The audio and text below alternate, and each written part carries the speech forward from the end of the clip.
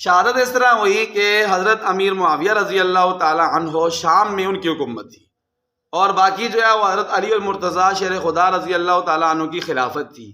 پھر ایسے ہوا کہ جب آپس میں اختلاف ہوا تو انہوں نے کہا تحکیم ہو جائے، آپس میں فیصلہ ہو جائے تاکہ آپس کا اختلاف ختم ہو جائے۔ جب تحکیم کا اعلان کیا تو حضرت علی المرتضیٰ شیر خدا اس فیصلے پر راضی ہو گئے، ٹھیک ہے جی، بڑے بزرگ صحابہ کرام جو فیصلہ کریں گے ہمیں وہ کیا ہے جی، ہمیں منظور ہے، قبول ہے۔ حضرت علی المرتضیٰ شیر خدا رضی اللہ تعالی عنہ کے لشکر سے 12,000 بندے الگ ہو گئے۔ کتنے بندے؟ 12,000 بندے الگ ہو گئے۔ انہوں نے یہ کہا کہ ہم صرف اللہ کا فیصلہ مانیں گے، اللہ کے علاوہ کسی کا فیصلہ ہم نہیں مانیں۔ یہ ان کا نعرہ تھا، یہ ان کا کیا تھا جی؟ نعرہ تھا۔ وہ کہتے ان الحکم الا للہ، فیصلہ صرف اللہ کا چلتا ہے، جو بڑے صحابہ کرام فیصلہ کریں ہمیں یہ قبول نہیں ہے۔ 12,000 بندے الگ ہو کر حرورہ جگہ کا نام تھا، وہاں جا کر ٹھہر گئے، اور پھر انہی کو خوارج کہا جاتا ہے۔ انہی کو کیا کہا جاتا ہے؟ خوارج، خارجی، انہی بندوں کو کہا جاتا ہے۔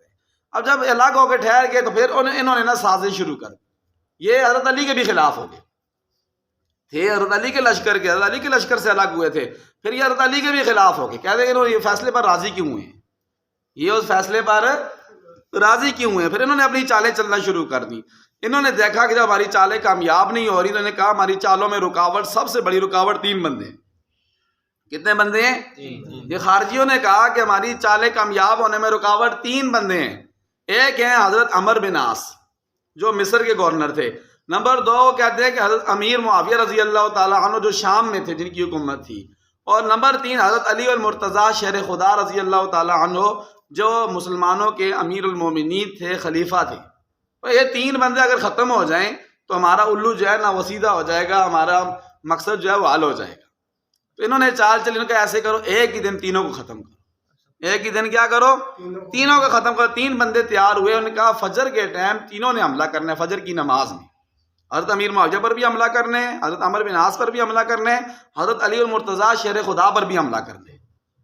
اچھا ایسے ہوا، جو بندہ گیا حضرت عمر بن عاص کو شہید کرنے، حضرت عمر بن عاص اس دن فجر کی نماز میں نہیں آئے، کسی عذر کی وجہ سے وہ نہیں آ سکے، ان کی جگہ جو بندہ آیا تھا نماز پڑھانے وہ شہید ہو گیا، اس پر حملہ ہو گیا۔ اچھا حضرت امیر معاویہ رضی اللہ تعالیٰ عنہ پر جب بندے نے حملہ کیا، خارجی نے، تو حضرت امیر معاویہ کو نا اسے تلوار سر پہ ماری، اس سر پہ نہیں لگی، سر سے مطلب مس ہو کر حضرت امیر معاویہ کمر پہ جا لگی، کمر چھل گئی، زخمی ہوگی، لیکن بچت ہوگی۔ حضرت امیر معاویہ شہید نہیں ہوئے، زخمی ہو گئے۔ اور جو تیسرا تھا اس کا نام تھا عبد الرحمن بن ملجم۔ کیا نام تھا؟ وہ تیسرے خارجی نے حضرت علی المرتضیٰ شیر خدا رضی اللہ تعالیٰ عنہ فجر کی نماز کے وقت حضرت علی کو اس نے سر میں وار کیا۔ کس میں وار کیا؟ سر میں وار کیا، تو وہ سر حضرت علی المرتضیٰ کا وار گہرا تھا، وہ دماغ تک جا لگا۔ جب دماغ تک جا لگا حضرت علی المرتضیٰ زخمی ہو کر گر گئے، اور لوگوں نے عبد الرحمن بن ملجم کو کیا کر لیا جی؟ پکڑ لیا، اس کو قابو کر لیا۔ جب عبد الرحمن بن ملجم کو پکڑ لیا، لوگ اس کو مار رہے تھے، تو حضرت علی نے فرمایا اس کو مارو نہ، ابھی میں زندہ ہوں، اس لیے کہ اس سے بدلہ تب لیا جائے گا جب میں شہید، اگر میں زندہ رہا تو میں خود بدلہ لوں گا اس سے، اور اگر میں شہید ہو گیا تو پھر تم اس سے قصاص لے لینا، لیکن قصاص میں بھی تم ایسے کرنا کہ اس کے ساتھ اس کو اذیت نہ پہنچانا، یہ نہ کرنا اس کا مسئلہ بنا دو، ناک کاٹ دو، کان کاٹ دو، ہاتھ کاٹ دو، بس سیدھا ایک ہی وار میں اس کو ختم کر دینا۔ دیکھیں کتنا زیادہ جو ہے وہ حضرت علی المرتضیٰ اس وقت بھی کتنا خیال کر رہے۔ پھر جب حضرت علی المرتضیٰ کو پٹھی کی جا رہی تھی نا، زخموں کو دھویا جا رہا تھا، تو یہ پاس تھا، پاس باندھا ہوا تھا، کہہ رہا ہے دھونے شونے کا فائدہ کوئی نہیں ہے، یہ نہیں بچیں گے، یہ اس لیے نہیں بچیں گے کہ یہ جو تلوار میں نے ماری ہے پورا 1 مہینہ میں نے زہر میں ڈبوئی رہی ہے اس کو، تو یہ زہر آلود تلوار میں نے ماری ہے، یہ زخم ٹھیک ہونے والا نہیں ہے۔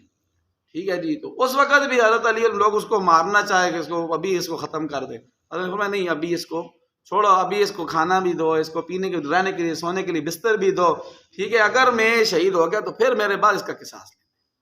تو اس طرح میرے محترم بھائیوں حضرت علی المرتضیٰ شیر خدا رضی اللہ تعالیٰ عنہ پر یہ حملہ ہوا، تو اس حملے میں پھر حضرت علی المرتضیٰ شیر خدا رضی اللہ تعالیٰ عنہ فجر کی نماز کا ٹائم تھا، تو نماز میں حضرت علی پھر نماز نہیں پڑھائی، انہوں نے جعدہ بن ہیارہ کو حضرت علی نے فرمایا کہ جی آپ نماز پڑھو، تو انہوں نے نماز پڑھائی۔ تو اس طرح پھر حضرت علی المرتضیٰ کی شہادت ہوئی، اور اس میں بھی کس کا؟ خارجیوں کا ہاتھ تھا۔ کس کا ہاتھ تھا؟ خارجیوں کا، جو یہ کہتے ہیں نعوذ باللہ کہ صحابہ رسول، اصحاب رسول جو ہے اس میں کوئی صحابی ملوث تھا، وہ جھوٹ بولتے ہیں، بہتان لگاتے ہیں، کوئی صحابی رسول حضرت علی المرتضیٰ کو شہید نہیں کر سکتا.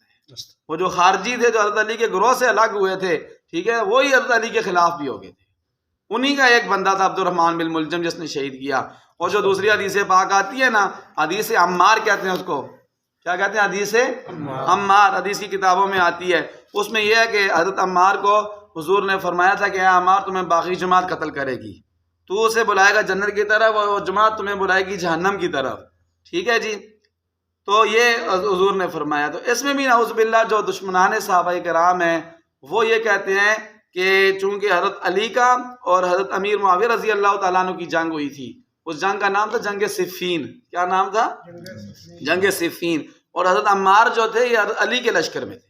کس کے لشکر میں تھے؟ حضرت علی المرتضیٰ شیر خدا کے لشکر میں تھے. اور یہ شہید بھی ہوئے تھے اسی جنگ میں. یہ اسی جنگ میں کیا ہوئے تھے؟ تو جو دشمنان صحابہ وہ یہ کہتے ہیں کہ وہ جو باقی جماعت تھی وہ نعوذ باللہ حضرت امیر معاویہ رضی اللہ تعالیٰ عنہ کی جماعت کو باقی قرار دیتی. حالانکہ ایسی بات نہیں ہے. اس میں جو خارجی تھے وہ سازشیں کر رہے تھے اور خارجی